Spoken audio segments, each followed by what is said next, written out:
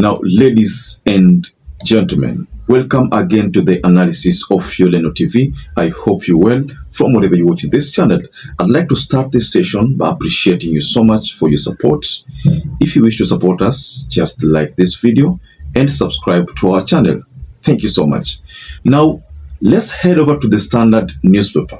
The Standard newspaper publication has shared a story on the front cover. Now, on the front cover, I can see the president, I can see the CS, SOIPAN, I can see the CDF, the Chief of Defense Forces. Now, the title of this newspaper is Stop This Mess. Now, you all know that this is all about Jubaland story. And the story on the Standard newspaper goes like this. Jubaland fighters boast of seizing farms in Mandera and even thank Kenya for the warm welcome as citizens flee their homes and the government maintains an ominous silence. This is no isolated incident. From classrooms in Mandera turned into barracks to fishermen gunned down on Lake Turkana, Kenyans are left to bury their dead and abandon their homes. The president is keen on politics. The CDF is missing in action, while the defense cabinet secretary is only seen at the State House during cabinet meetings. So this story that the Standard newspaper has shared is all about what is happening at in Mandera County right now.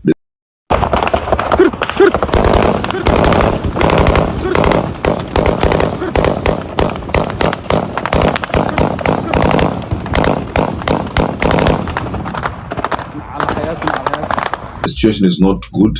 I've seen demonstrations after demonstrations. You've seen videos surfacing. I'm going to share those videos here.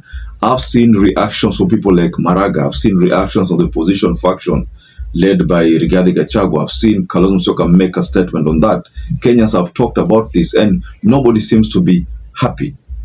But there's one member of parliament who has a different opinion, and I'm going to share that opinion because according to the member of parliament, he says that, the name is Kawanjiku. Kawanjiku says that most likely the president knows what is happening. The Jubaland forces are not in Mandera County by accident.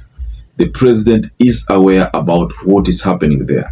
Serikali inalielewa, maana mambo ya security they are very sensitive. Kwa hivyo unaona kama serikali haijatoa hayo mambo nje, kuna mambo na nina uhakika ya kwamba kama mtu mkaaji wa kawaida anajua, nina uhakika serikali inajua ya kwamba watu wa military wa Jubaland wako side ya Mandera. Maybe pengine wanafanya training or maybe there is that security relations between Kenya na nchi ya Jubaland. So that explains the main reason why the president has not uttered a word. The CDF is silent. SOIPAN Tunya has not said anything. So if the Ministry of Defense is mum on this matter, Ruto is not talking about this matter, that explains why I think I agree with Kawanjiku that Ruto knows something about this. But if that is the case, then it means even RIGATHI was right, that the president knows something about the security situation there. Do you think the Kenya Defense Forces cannot outsmart the Jubaland forces? Kenya has sophisticated weapons, sophisticated army, and the Jubaland forces cannot match our forces here in Kenya. So if that is the case, ladies and gentlemen, then it is okay to say that the president is aware about this story. But what is Maraga saying concerning this issue? Maraga has a different opinion to what is happening. And allow me to take you through the reaction from Maraga.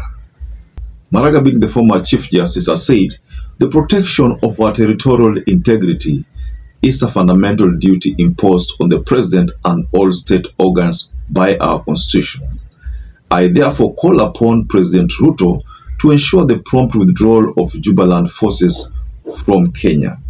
I also urge Parliament, as the representative of the people, to demand a full account from the President Ruto on how these forces were allowed into our country and under what legal framework.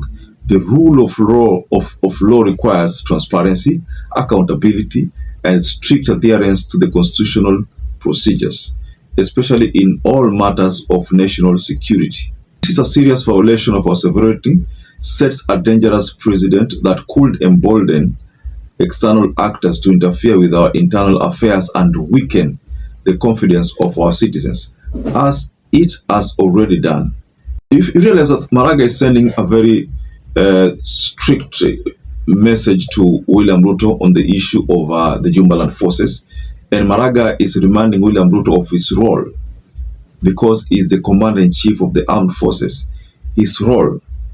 So I'm personally looking at this matter differently, because I think the government of Kenya seems to be supporting Jubaland, and the government of Kenya is supporting the Jubaland forces, and that is why they have been said to be in agreement with the government, even going to an extent of even thanking the government for allowing them to stay at in that county.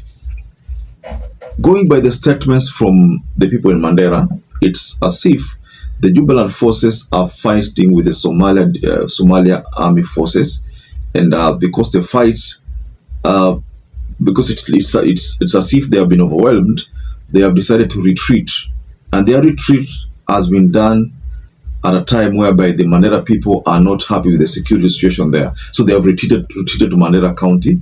That's why you find that there are pictures surfacing about grenades or rocket launchers. Mzako mkitale mfikiri kwamba mambo Kenya ni mazuri. Hata upande wa usalama kuna majeshi kutoka Somalia, mahali inaitwa Jubaland, wamekuja mahali inaitwa Mandera, wamekuja na mabunduki ile kubwa na magari mapickup inaitwa technicals. Yule bunduki wanapepa askari ya Kenya ya kawaida ya AP na polisi wakiona wanatoroka. Saa hizi wako Mandera, 3/4 of Mandera wamechukua. Shida yangu sio hiyo. Shida yangu ni kwamba mbona response ya security agency ijakuwa swift. Territorial integrity of the Republic of Kenya ni jukumu la president. That one you can't delegate. And you cannot blame anybody. President Ruto, that one is your responsibility. You cannot allow even an inch of Kenya to be interfered with. Na juzi mimi niwaambia kwamba wacha kufungua mipaka, watu wakuja kuchukua vitambulisho violela, wakasema natembea hataki wa Somalia wapeane vitambulisho. Mimi si kusema wa Somalia wa Kenya wajibu vitambulisho. Nilisema kwamba wale wageni ambao wanataka kule nje wasikubaliwe kupewa vitambulisho. Sasa hawa wakora wamekuja Kenya, ile siku jeshi itaenda kule kapata hawa wakora wote wako na vitambulisho. What's going to happen? Watasema wametoka Somalia ama watasema ni watu ya Kenya. Nao kufika kule hakutakuwa na tofauti sasa. Utawafukuza warudi Somalia ama utawashika walete kwenye seli za Kenya. I will take 3 questions. Yeah, so introduce yourself and then start from here. Mimi naitwa Yaya from Radio Jambo. Tuko na tetesi kwamba tuko na wanajeshi wa Juba katika taifa la Kenya. Labda kama waziri wa usalama ndani tuko na hilo swali. I think hiyo swali ya kuhusiana na security kwa Mandera, nadhani tungeweka maanani zaidi leo mambo ya hapa Busia, lakini kwa sababu ni border, najua kwamba mambo ya border security ni mambo ambayo tunashughulikia pamoja kama multi agency, Department of Defense, internal security na other departments tunafanya kazi pamoja. Kwa hivyo pahali ambapo tukiwa na shida yoyote ya border, haswa mambo ya Al-SHABAAB ambayo tunapambana nayo, na pia Somalia ikiwa na shida, tumekuwa na refugees wengi wa kutoka Somalia pale Dadaab, tumekuwa pia na watu wengi wanatoroka kama vita ikizidi upande wa Somalia, watu wengi huwa wanatorokea Kenya, na mara nyingi wengine wanarudishwa, wengine pia wanakuwa assessed kuona kwamba wataishi namna gani, lakini hakuna policy ya Kenya ya kusema tutakuwa na askari ya Somalia ama whether regional ama ni national ambayo itafanyia mambo ya vita upande wa Kenya. Kama kuna watu wa kutoka Somalia ambao wako katika upande wa Kenya, si kwa mwaliko wa taifa la Kenya.